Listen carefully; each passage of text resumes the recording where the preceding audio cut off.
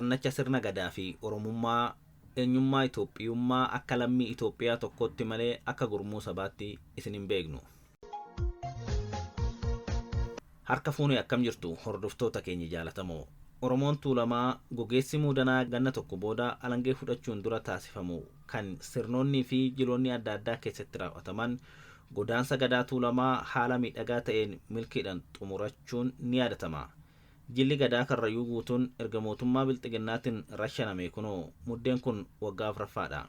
Nutis waa malee waa'ee sirna gadaa kan durarratti itti xiyyeeffatamee balleeffame gadaa Tuulamaa hin kaasne.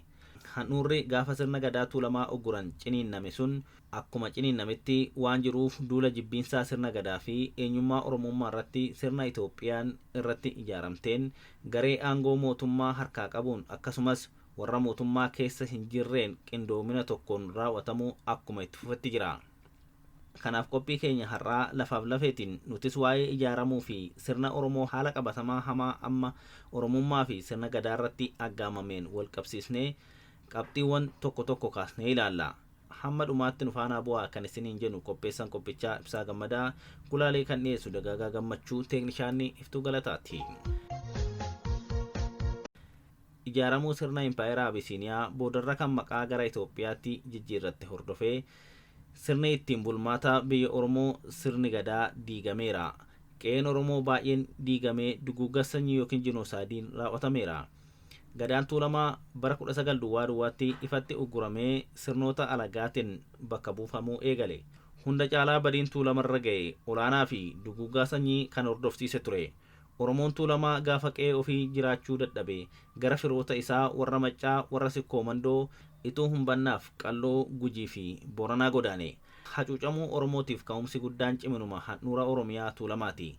Achii gadaa Sikkoo Mandoo, Ituu Humbannaa fi Qalloo akkasumas kutaaleen biyya Oromoo cabee Oromoo fi saboonni biroo humnaan sirna Impaayeraa Nugusaan buluu jalatti hammatamuuf dirqaman.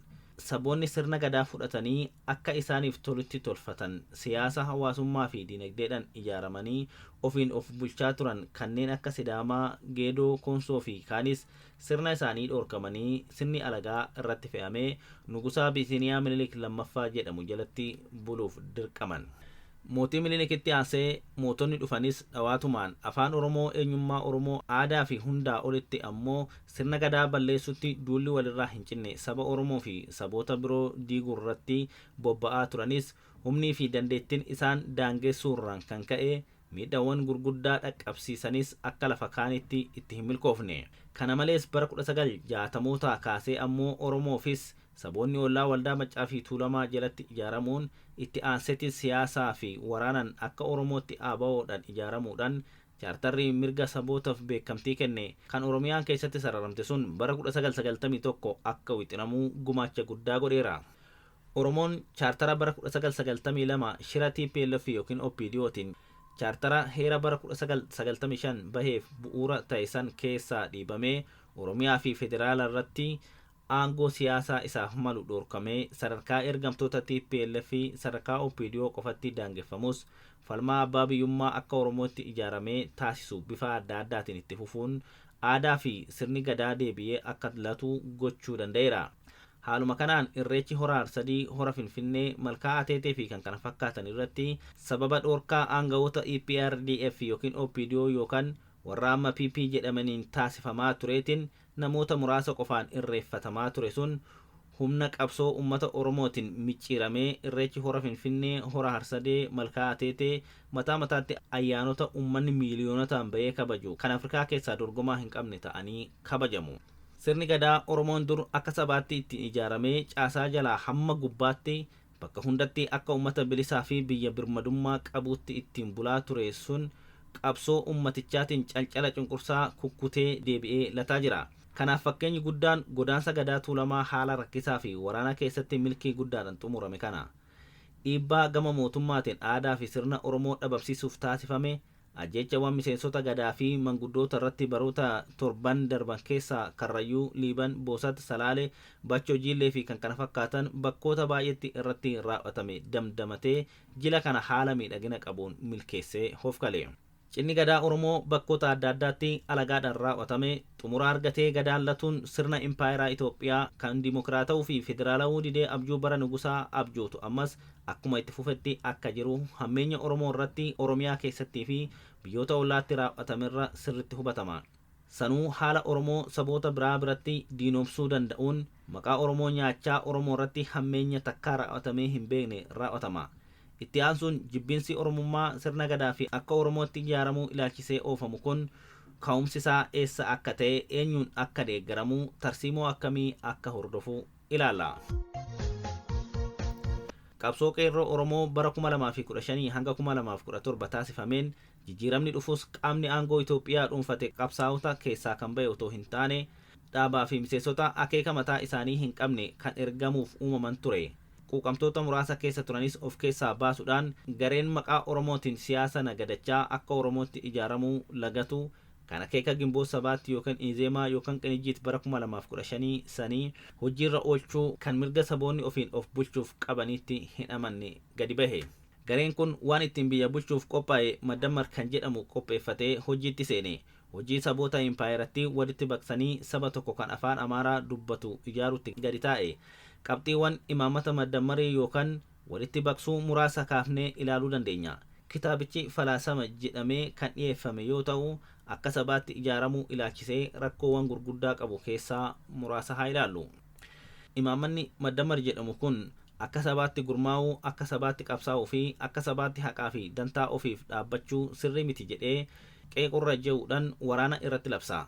Kitaabichi akka Oromootti, akka Sidaamaatti, akka Affaaritti, akka Walaayitaatti, akka Kaafaatti siyaasan hawaasummaan akkasumas dinagdeen ijaaramuun madda rakkoo hundaa akka ta'etti dhiyeessa.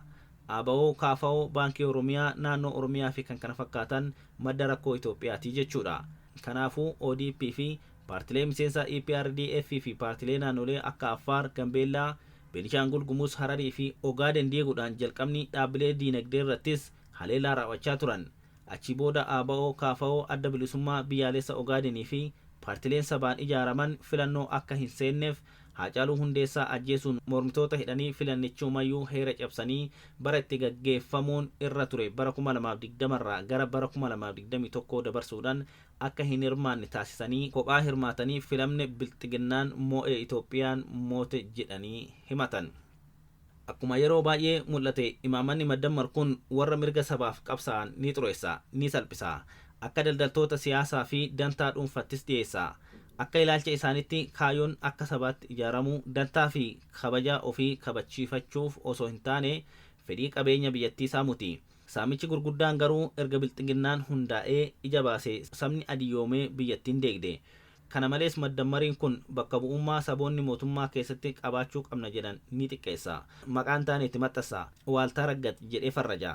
Kana malees uummanni warra sabaan ijaaramaniif gurra kennuu fi hooggantoota isaanii dhaga'uu mangaadha girrisaa akkanumaan girrisuudha jedhan barreessan Madammarii muummeen ministeeraa Abiy Ahmed. Kitaabni kun akka sabaatti ijaaramuun saba ofiif quuqamuun akka falaasama Madammariitti ilaalcha akka malee dhiphummaan guutameedha jedha. Kanaafuu tokkummaa Itoophiyaa fi itti fufiinsa biyyattii mirkaneessuuf akka sabaatti ijaaramuun dhaabachuu qaba jechuun waanuma hoogganaan Gimboo Sabaatti yookaan Izeemaa fi ministeerri barnootaa Abiyyi muudame Biraanuu Naggaa gaafa biyyatti deebi'u sabaan ijaaramuun dhorkamuu qaba jedhee dubbate san irra deebi'a. Gabaabumatti akka sabaatti ijaaramuun walqabatee akkaataan Abiyyi itti ilaalu ilaalcha siyaasaa jallataa impaayerri Itoophiyaa ittiin ijaaramtee fi imaamata biyya takkitti afaan takka dubbattu kan Gimboo Sabaatti yookaan Izeeman baafatee hojiirra oolchuuf dhama'aa jirurraa madda. Kaleessa akka sabaatti saboonni akka qabsaa'aniif cunqursaa fi gabrummaa eenyummaa kan afaan aadaa fi duudhaa irratti godhamu akkasumas hiree ofii ofiin murteeffachuu dhorkamuutu dirqama taasise. Haalonni kun har'as deebii quubsaa hin arganne. Wanti waraqaa irratti seera ta'ee barreeffame hojiirra haa oolu jedhamee gaafatamaa ture. Har'a sanuu duubatti deebisuuf humna guutuudhaan hojiitti seenan. Kanaaf ammas akka sabaatti dantaa waloof qabsaa'uun filannoo osoo hin taane dirqama ta'ee jechuudha. Keessattuu Oromoon akka sabaatti yoo ijaarame malee sirna gadaatti deebi'uus ittiin buluus hin danda'u.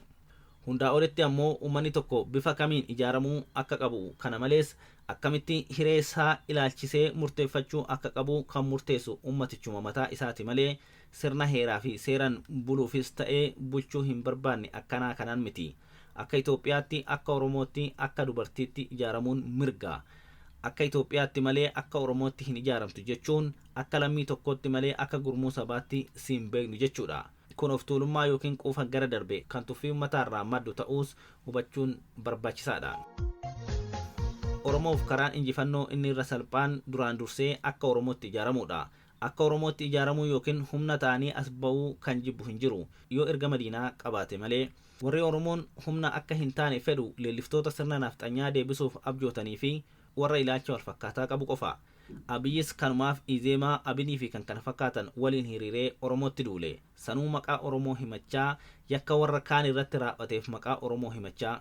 Walumaa galatti kaayyoon Abiy ODP diigee PP dhaabeef akka irra keessa ususanii fi olola oofan Addawaayii fi dhaadhiyoo boodarra ODP'tti of haaromse umurii waggaa takkaatti kichuu kute san haaromsuu akkasumas Oromoo cimsuuf otoo hin taane akka sabaatti ijaaramuu keessattuu ijaaramuu Oromoo akka waan jibbuuf ta'uu isaa kitaaba Maddammar kana namni dubbise sirritti hubata.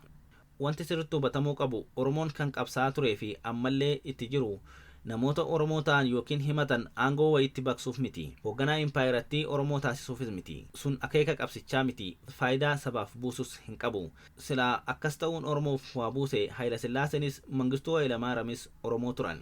Aangoon barbaachisaa ta'us jijjiiramni sirnaa bilisummaa fi walqixxummaa uummattootaa bu'uura godhate yoo hin jiraatin sirni humna Oromoo barbadeessuu irratti hundaa'e hanga diriiree jirutti aangoon nam-tokkee walqixxummaa fi bilisummaa sabootaa fi namoota hin argamsiisu.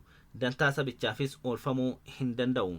Keessattuu namoonni sirna cunqursaa tajaajiluun beekaman aangoof qofa akka yeroof yaada jijjiirratanii qabsoo sabaa butan bakka mirkanaa'ee jirutti aangoo namoota lakkaa'uudhaan deebiin argamu yookaan bilisummaa dhugoomu hin jiru.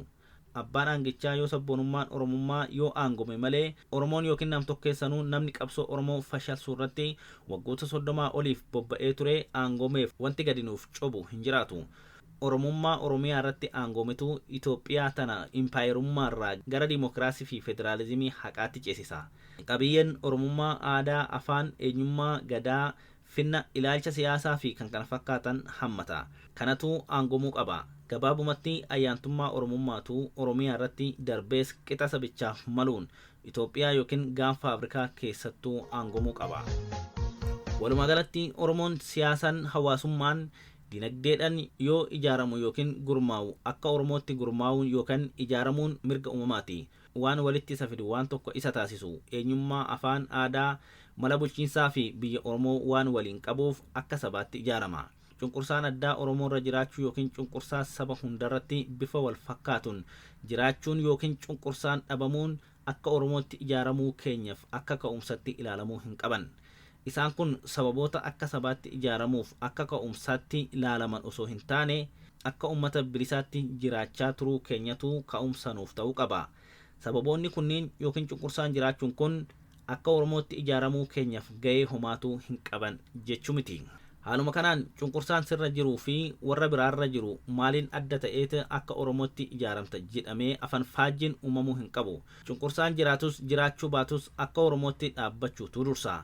Achi booda ollaa fi firoota waliin tumsa barbaachisaa birmadummaa fi bilisummaa Oromoo hin miine tolfachuun ni danda'ama.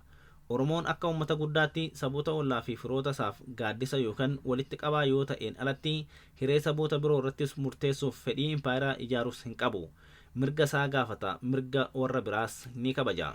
Akkuma argaa jirru Itoophiyaan har'allee biyyan taane impaayeraadha. Impaayera jechuun sirna yoo ta'u biyya saboonni hedduun eenyummaa, afaan, aadaa fi bulchiinsa mataa isaanii qaban humnaan cabanii cunqursaa fi gabrummaadhaan dirqamanii keessatti dhiitaman keessatti bulchiinsaaf itti fayyadaman sirna cunqursaa kan walqixxummaa hin qabne warra sirnichi irratti ijaaramee fi warra sirnichi ijaarameef gidduutti garaagarummaan adda addaa fi gochi loogii kan irraa hin fagaanne jechuudha. Sirni impaayerummaa bara 1974 ifatti ture heera isaa waliinuu barbadaa'us hambaan isaa har'allee ni jira. Warri bakka bara 1991 dura turetti uummata keenya deebisuuf dhama'an hambaa kana ka'umsa godhataniiti. Heerri impaayeratti gara biyya rippaabilikaa kan federaaloftetti jijjiiruuf yaalii taasises dhibaa'ummaa EPRDF yookiin TPLF fi amma ammoo qaamni aangootti ba'e warra Itoophiyaa caasaa qeenxee leellisu ta'uurraa kan ka'e fashalee jira jechuu dandeenya. Kanaafuu Oromoon Federeeshina Itoophiyaa keessatti yoo dimokiraata ta'uu dandeesseef yookaan Oromiyaa birmadummaa guutuu gonfatte keessatti akka sabaatti akka Oromootti ijaaramee malee akka lammii tokkootti nam-tokkeetti siyaasaa fi bulchiinsa biyyattii keessatti hirmaannan ni kasaara malee hin aangoomu hin humnoomu. Sababni isaatis impaayerri Itoophiyaa gaafa ijaaramturraa kaasee qixa itti ijaaramtee fi abbaa ijaaramteef qabdi. Kan sabootaa fi lammiilee biyyattii walqixxummaan keessummeessuu hin dandeenye qabdi. Oromoo fi saboota diigdee sirna bulchiinsaa isaaniitis diigdee sirna impaayerummaa gadi dhaabde. Qaama ijaaramee nama diigu ijaaramanii ofirraa dhorkuun dirqama. Sirna sirnumaan ofirraa deebisu. Oromoon Oromummaa xiqqeessu yookaan baqatu yookaan maqaa waloo Oromoo jedhu baqatee Itoophiyaa biyya hundaaf taatuun godha jedhu kijibaadha, fakkeessadha, burjaajessadha. Dhumarratti furmaanni maali waan jedhu kaasuun barbaachisaadha. Rakkoo qaamni tokko ijaaramee Oromoo irratti fe'e akka Oromootti ijaaramuudhaan ofirraa kaasuun karaadha. Akka Oromootti ijaaramuu jechuun hoo maal jechuudha? Sirna Oromoon jalatti ijaaramee ittiin of bulchaa ture deebifachuun gabbifachuu fi ittiin buluudha. Akkamitti jechuun hin oolu? Gadaatti haa deebinu yoo jennu har'uma waa hunda guutee gadaadhaan ijaaramnee sirna alagaa duguugnee halkan tokkotti ofirraa kuffisna jechuu miti. Hamma deemnee as geenyee fi waan milkeessine qabna. Waan hanqatee fi kan duubatti deebifamuuf wixinames argaa jirra. Qabsoo akka sabaatti taasifamuun sirna nugusummaa baqsuudhaan sirna gadaatti buluuf har'umarraa qorqalbiidhaan of qopheessuudha. Sirna gadaa aangoon irraa fuudhamee agarsiisa aadaa qofatti daangeffame deebisanii aangomsuuf of qopheessuu, Oromoon wal jala yaa'uu fi wal marii Oromoo jabeessuudha. Yoo ijaaramanii mari'atan garuu mallis fallis hin dhabamu. Kana malees adeemsi qabsoo roga maraan gaggeessinu hundi ammumarraa akkaataa daandii galma sirna gadaa nu geessutti yaadamuudhaan mari'achuu fi hojjechuu yookiin qabsaa'uu feesisa. Oromoon diina injifachuu qofa osoo hin ta'in galma injifannoo isaa karaa guutuu ta'e keessatti tikfatuu adeemsa qabsoo keessatti ijaarrachaa deemuu qaba. Qabsoon uummataa namoota baratanii qofa otoo hin ta'in uummata guutuudhaan akka utubamuuf aadaa fi duudhaa uummatichaa bu'uura godhatanii ijaaramanii ijaaruun dirqama ta'a. Waanumti qabsaa'amuufuu aadaa, duudhaa, afaan, sirnaa fi biyya diina fudhatame yookiin weerarame deeffachuuf malee aadaa fi sirna alagaatiin mootummaa ta'uuf miti. Uummanni sirnaan hin ijaaramne sirna isarratti ijaarame ofirraa diiguun itti ulfaata. Yoo wareegama guddaadhaan ofirraa diigellee nagaa fi tasgabbii waaraa fiduun hin danda'amu. Sababni isaa uummanni barootaaf gabrummaa jala ture qorqalbii alagaatiin jiraachuu waan amaleeffateefi. Falli isaa qabsoo taasifamu biratti uummanni ofitti amanamummaa isaa akka deeffatu aadaa fi sirna isaatiin ijaaruudha. Sirni gadaa as keessatti shoora olaanaa taphachuu danda'a. Addunyaa tanarratti humni yookiin tokkummaan eenyummaa ofiitiin ijaaramuu caalu gonkumaa hin jiru. Gabrumsaa ofirraa loluun waan tokko, Oromummaa sirnaan ijaaruun ammoo waan kumaaf tokko. Sirni kunis sirna Oromoon kalaqee addunyaaf gumaache kan yuuneeskootti hambaa ilmee namaa ta'ee galmaa'ee jiru sirna gadaati. Xumurree horaa bulaa.